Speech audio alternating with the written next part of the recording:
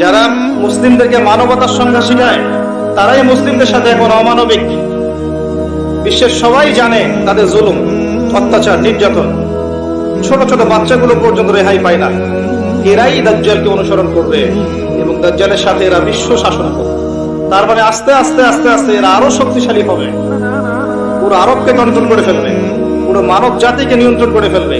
এটা দেখে নিয়ে, কিন্তু এটা চিরস্থায়ী হবে না। এটা সুখের কথা, এটা চিরস্থায়ী হবে না।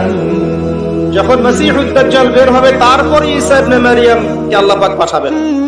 ঈসা ইবনে মারইয়াম আলাইহিস সালাম তিনি প্যালেস্টাইনের বাবেলুদ নামক জায়গায় মসিহুদ দাজ্জালকে হত্যা করবেন, হাদিসে লেখা আছে। আর দাজ্জাল কখন বের হবে?